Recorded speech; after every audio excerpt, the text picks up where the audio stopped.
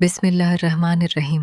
ایک دن اللہ کے نبی صلی اللہ علیہ وسلم نے صحابہ کے دلوں کو سمجھانے کے لیے ایک بہت خوبصورت مثال دی۔ اللہ کے رسول نے فرمایا، ذرا مجھے بتاؤ، اگر تم میں سے کسی کے گھر کے دروازے پر ایک دریا بہہ رہا ہو اور وہ اس دریا میں دن میں 5 مرتبہ غسل کرے تو کیا اس کے جسم پر کوئی میل باقی رہے گا؟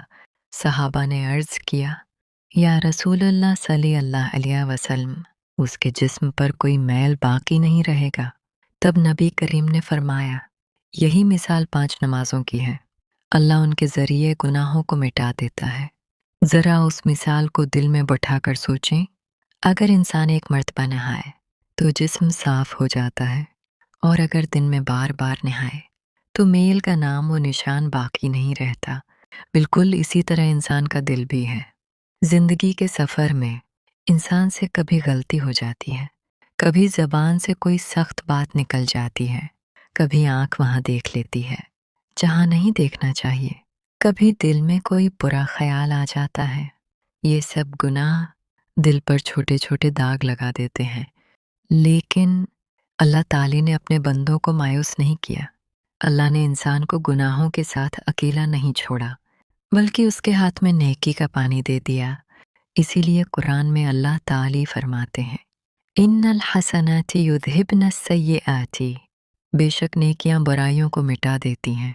یعنی جب بندہ نماز پڑھتا ہے، قرآن کی تلاوت کرتا ہے، صدقہ دیتا ہے، کسی ضرورت مند کی مدد کرتا ہے، کسی کو معاف کر دیتا ہے، تو یہ نیکیاں آ کر گناہوں کے داغ کو مٹا دیتی ہیں۔ قرآن ہمیں ایک بہت خوبصورت اصول بھی سکھاتا ہے، گناہ اگر چھپ کر ہو جائے تو اس کا علاج یہ ہے کہ بندہ چھپ کر نیکی کرے، کیونکہ نیکیاں برائیوں کو مٹا دیتی ہیں۔ یعنی اگر انسان سے کوئی غلطی تنہائی میں ہو جائے تو اسے لوگوں کے سامنے بیان کرنے کے بجائے اللہ کے ساتھ اپنے تعلق کو مضبوط کرنا چاہیے۔ تنہائی میں 2 رکعت نماز پڑھ لے، کسی غریب کو خاموشی سے صدقہ دے دے، کسی کے لیے دل سے دعا کر دے، اللہ سے سچی اور پکی توبہ کر لے۔ یہ وہ نیکیاں ہیں جو اللہ کے نزدیک بہت محبوب ہوتی ہیں، اور جب رمضان کا مبارک مہینہ آتا ہے تو یہ موقع اور بھی قیمتی ہو جاتا ہے۔ رمضان رحمت کا مہینہ ہے، مغفرت کا مہینہ ہے، جہنم سے آزادی کا مہینہ ہے۔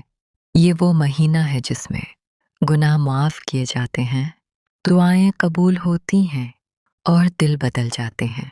رات کی خاموشی میں جب بندہ اللہ کے سامنے کھڑا ہوتا ہے اور سچے دل سے معافی مانگتا ہے تو اللہ کی رحمت اس کے گناہوں کو دھو دیتی ہے۔ اسی لیے نبی کریم نے رمضان کے لیے ایک بہت خوبصورت دعا سکھائی، اللہم انک عفو تحب العفو فاعف عنی۔ اے اللہ، بے شک تو معاف کرنے والا ہے، معافی کو پسند کرتا ہے، بس مجھے معاف فرما دے۔